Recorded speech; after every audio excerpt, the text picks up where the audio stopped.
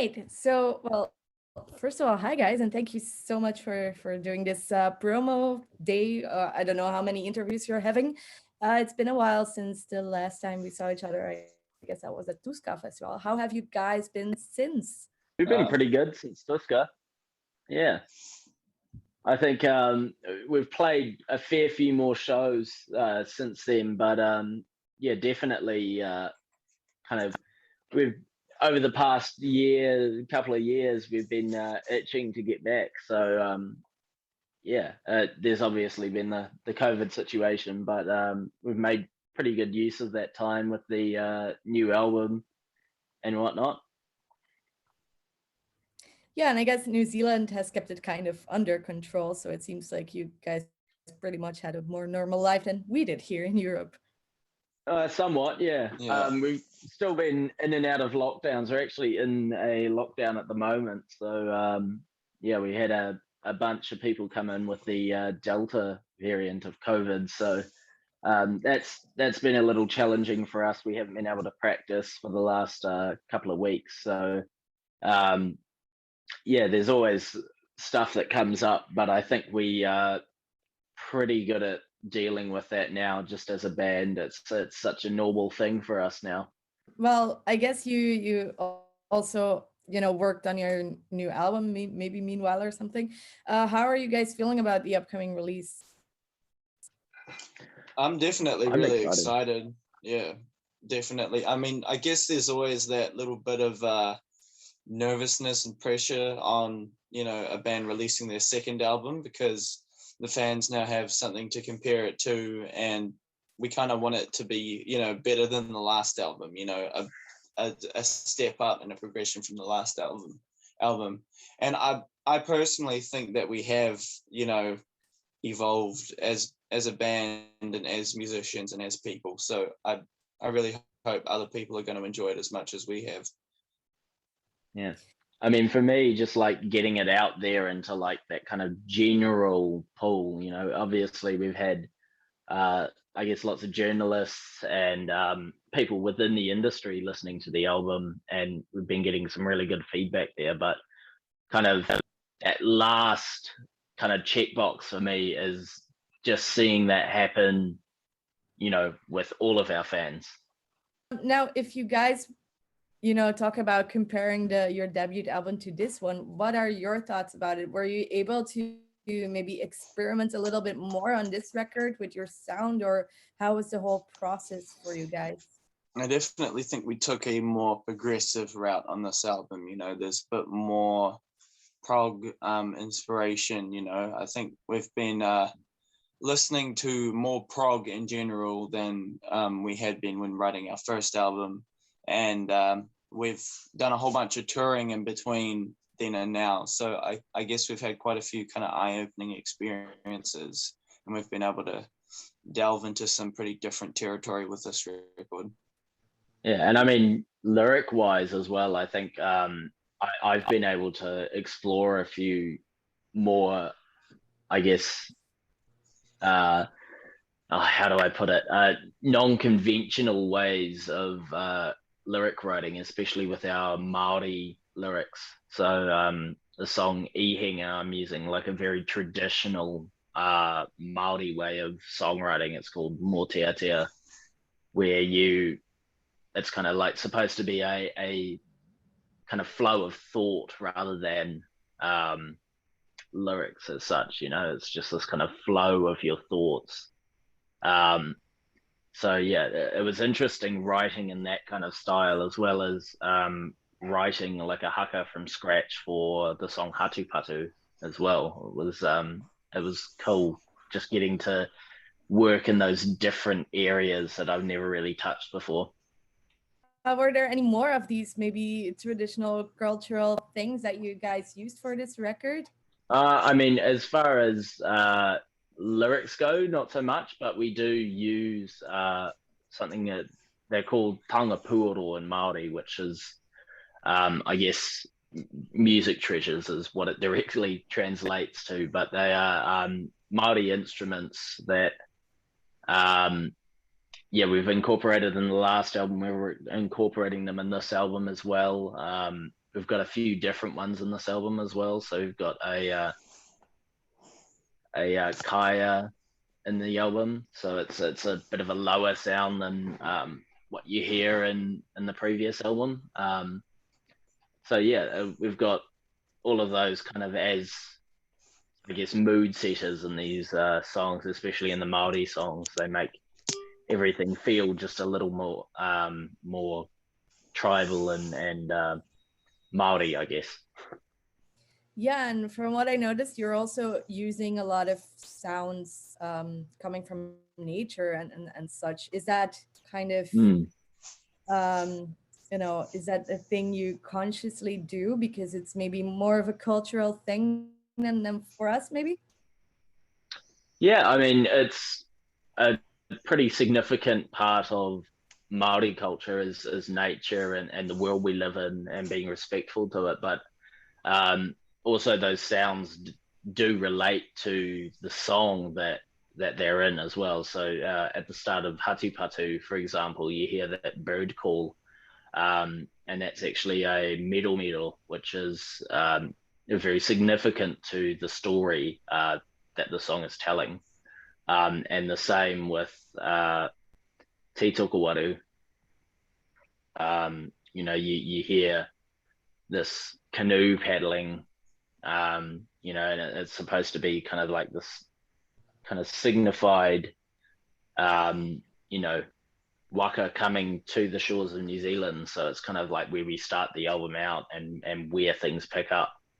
Now, you mentioned the song Hatupatu, and I read that it's inspired by one of your ancestors. Can you talk a little bit about the history behind this song? Yeah, so it's kind of, I guess, what most people would refer to as a folklore tale.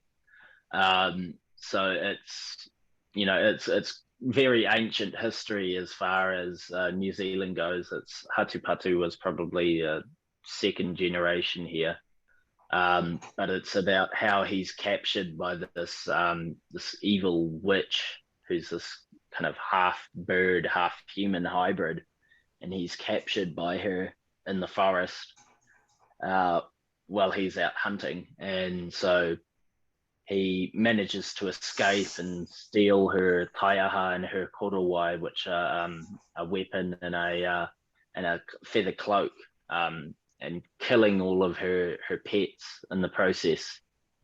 One of them escapes and tells her that he's run off, and so she's chasing him, and he manages to hide himself in a rock of all places. He casts a magic spell in order to open this rock up and allow him to hide inside. And once she's gone, he comes back out of the rock, and this bird sees him again and goes and warns Kurangaituku, this witch, again, and she's chasing after him. And the story kind of culminates to him running through the ngafa, or these thermal mud pools where there are geysers and boiling mud everywhere, which is very close to his home.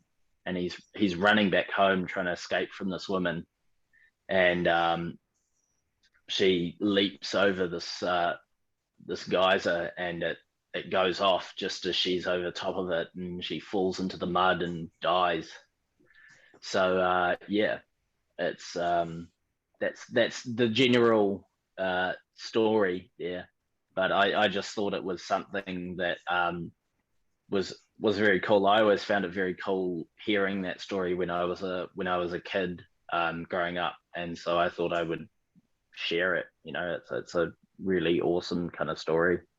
Well, I guess you must have heard like lots of these different kinds of stories growing up, but how do you guys usually end up picking the stories that you use, or the history parts?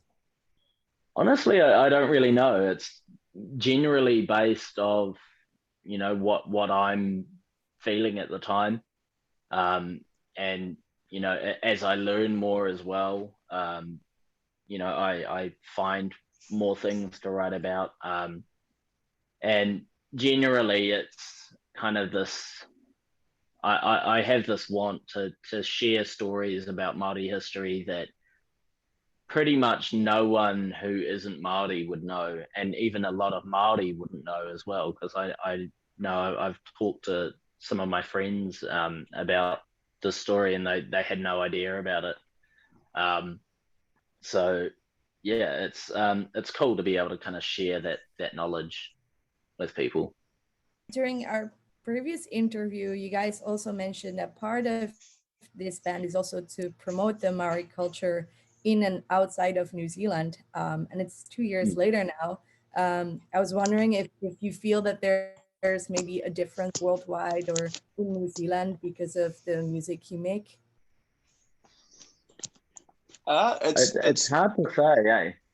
Yeah, I mean, I definitely have seen,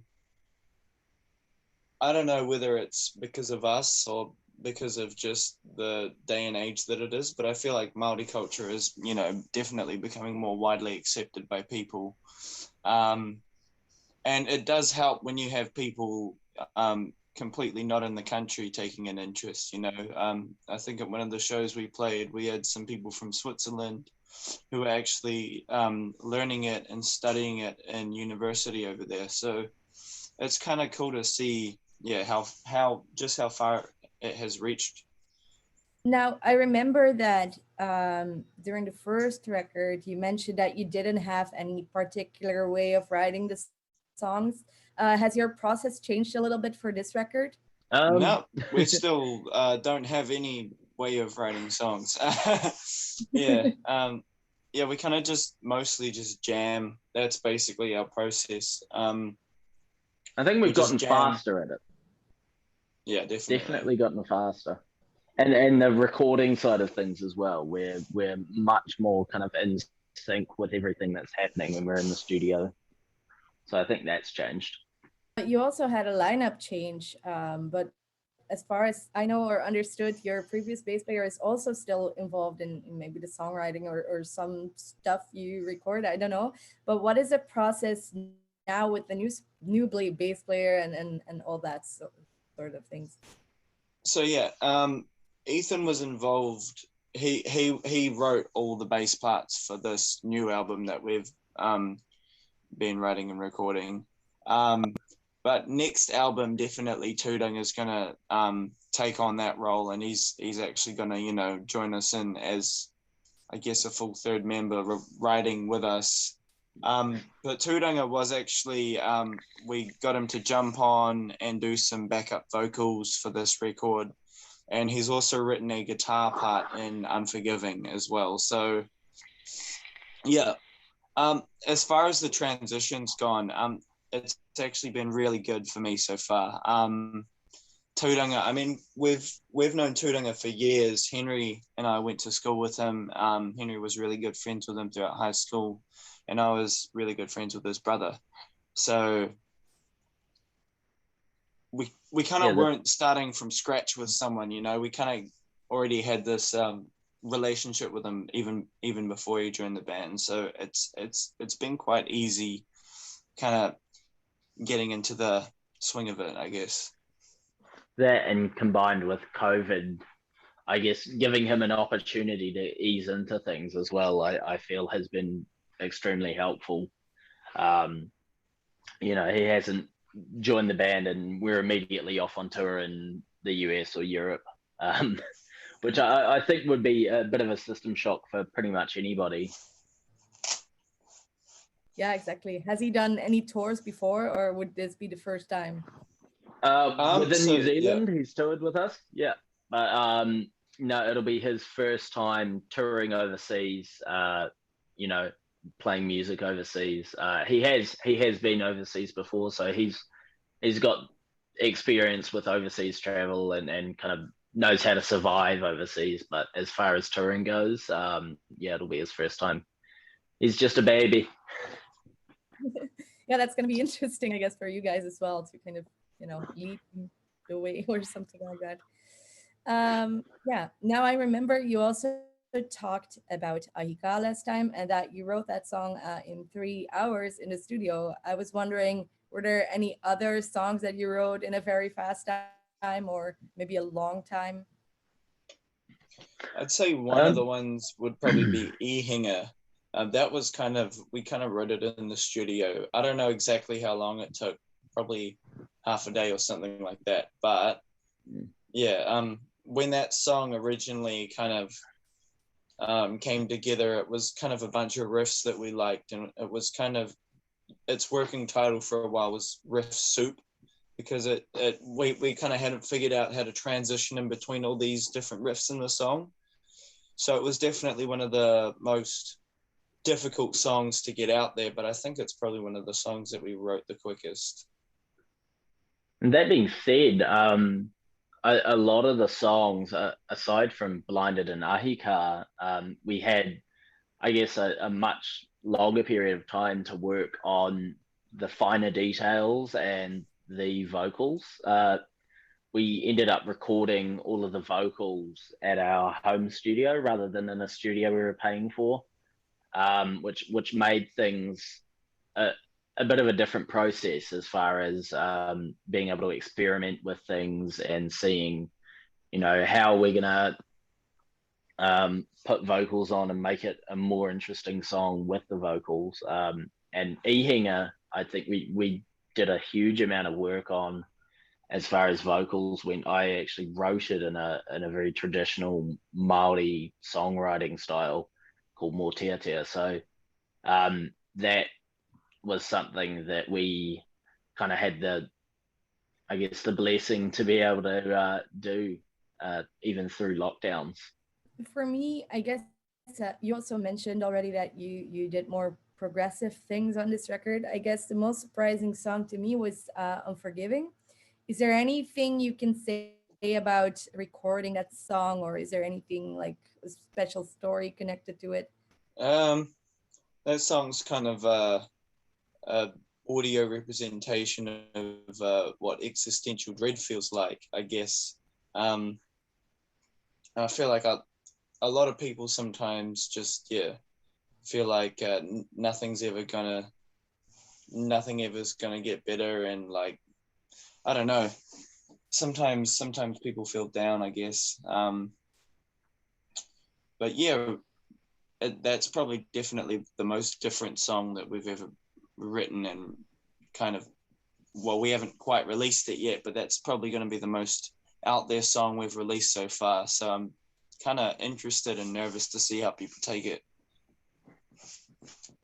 Yeah, is that a song you're planning to play live as well?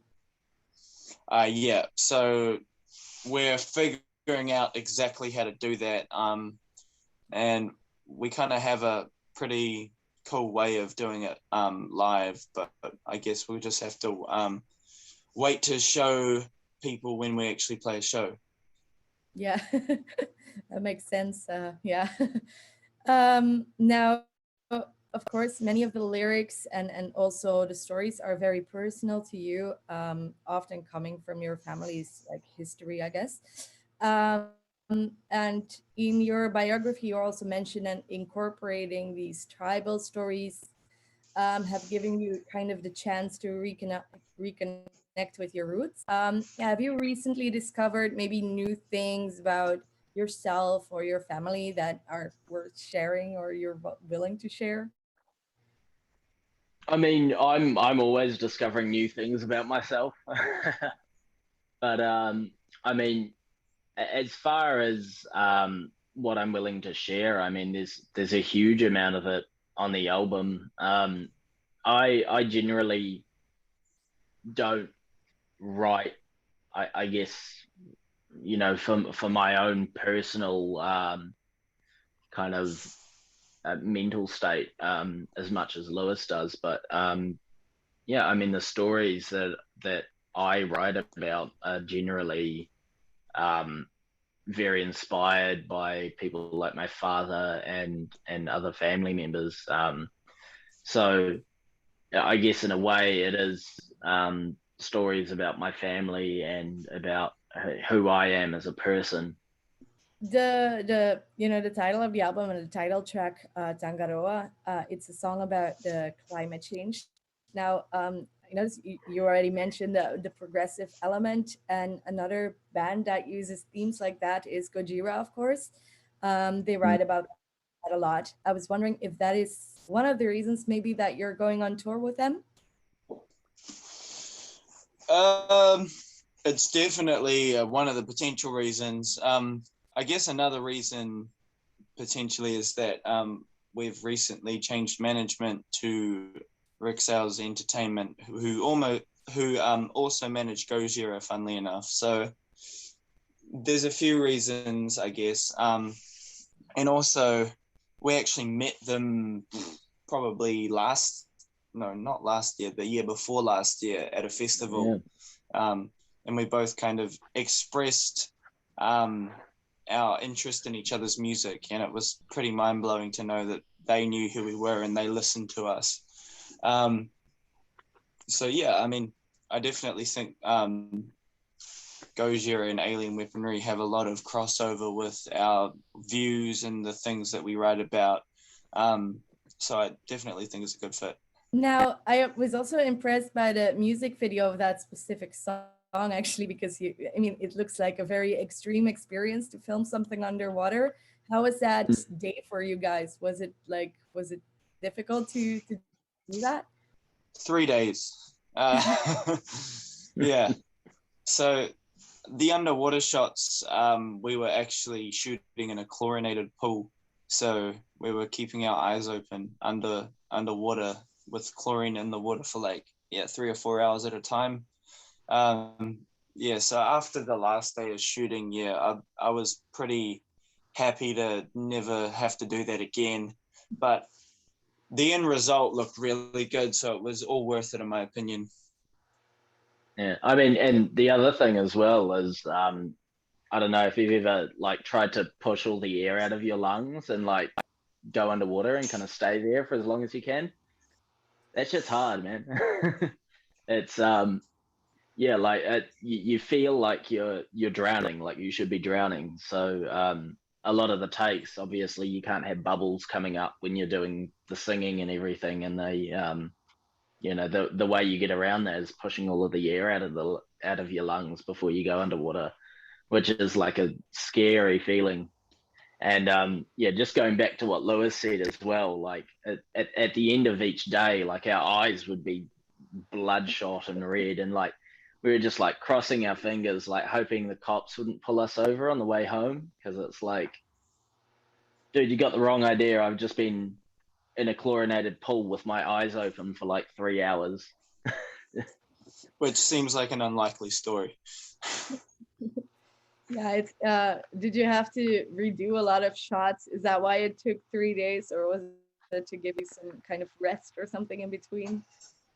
Well, yeah, I mean, you can't just stay underwater for it. So a lot of it is queuing up the music and getting under and getting the line and then coming back up and taking the track back. So yeah, and I mean, it's also really hard to hear when you're underwater as well. So getting the timings right of everything. We had a couple of waterproof Bluetooth speakers that we had a giant net that we'd lower into the water as we started doing the take. So that was a really weird thing to try and work with. Yeah, you guys actually always spend a lot of effort and I guess time, maybe even on your music videos. Since your debut album, why are you also interested in that kind of side of art, maybe? Or yeah, I mean, I'm very interested in film, and for me as well, especially special effects and stuff. I'm a huge sci-fi fan, and I like action movies as well, and just seeing how things are made in the background. So I feel visually it's just as important to strive for perfection. We might not be perfect in the way we do everything, but we're going to try. And I think it's always interesting. I love it when a band that I like comes out with a music video that interests me just as much as the song does. I thought the other music video you did, Buried Underground, also turned out to be really cool. Now, what was the original idea behind including the fans in the video? Um, so yeah, the Buried Underground walk is actually kind of a in joke that we have. It's usually when we're on tour, you know, one of us will be like in the green room or something, and another one will just like walk up to them like this, and the other one will stand up. It's kind of, yeah. So we kind of wanted to give the fans a chance to be part of it, I guess. And so we just, yeah, got everyone to submit videos of them walking like that. And yeah, I guess as far as the song goes, the song's actually about a friend of mine who has been in and out of the psych ward with drug-induced psychosis. And I think that's something that brain fart, sorry.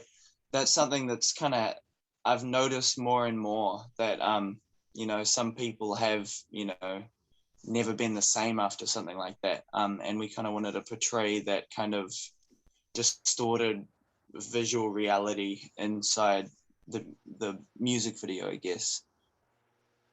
Now, some months ago, you also played shows together with an orchestra, which is a pretty cool thing as a band. You're you know, as a young band, I guess. It's something that Metallica did later in their career. So, how was that experience for you guys? And is that something that you might do more? Yeah, so that was pretty mind-blowing when they approached us asking to collaborate. The first thing that popped into my head was the Metallica and S&M San Francisco orchestra gig that they did. And yeah, so we originally were meant to do 2 shows, but only ended up playing 1 show because I snapped my thumb right there, right before the second show. Which wasn't ideal, but at the end of the day, I'm glad I at least got to play 1 show with the symphony orchestra, and just, I guess the process of that was pretty eye-opening. You know, working with people who are very theory-based, very like, you know, they read sheet music, and I can't read sheet music. I don't think Henry can read sheet music. Not too sure about Tūranga, but you know, it's kind of like combining 2 different worlds in music. And I think it worked a lot better than I ever thought it could, you know. There was a lot of fine tuning and, you know, backwards and forwardsing involved before getting the songs where we wanted them to be, I guess. And the other thing about working with an orchestra is you're dealing with, I mean, the orchestra we were playing with was, I think, 85 people.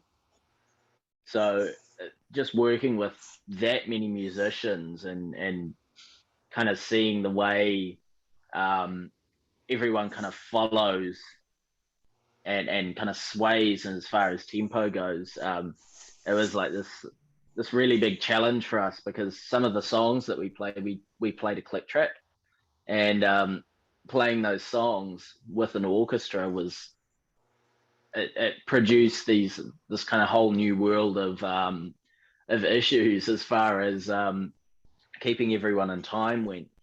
And in the end, it was like me and the conductor, Holly, kind of working with each other to make sure everyone was staying, like, you know, in the pocket and in the beat, which was a really kind of fun experience, just kind of having to translate those 2 worlds and getting the, you know, much more kind of technical side of metal with this, you know, huge kind of, I guess, behemoth of a thing that is an orchestra. You know, get those working together was really quite amazing to see it all actually happen. Now, you're also stopping by in Helsinki on your tour, if it happens. Let's see. But what can people expect from your show then? Are you going to play a lot of new material? Yeah, we're planning to play Yep. heaps of the new material. And yeah, we've been working a lot just to try and kind of revamp our set a little bit, you know, try and not necessarily change some things up, but like definitely kind of try and reapproach it in a way so that it is fresh and it's kind of like translates this evolution of alien weaponry in a way. So we've been working with our lighting tech, you know, getting the lights real spot on. And yeah, it's I think definitely going to be a step up from what we have done. Cool. Looking forward to see that maybe in the future. Let's see. Anyhow, our time is up, and I guess the next person is waiting. Do you have any last thoughts you want to share with people who will be watching this? Your fans, of course. I mean, last thoughts is that we love everyone who is listening to our music and following us. We very much appreciate you guys. And if you haven't heard of us or you haven't heard our music, please go and check us out. We're on Facebook, Instagram, Twitter, all that goodness. Our Spotify, YouTube channel, blah, as blah, well blah, as Napalm Records YouTube channel as well. They've got most of our music videos up, our latest ones at least. So yeah, get on all of that, check us out, and peace.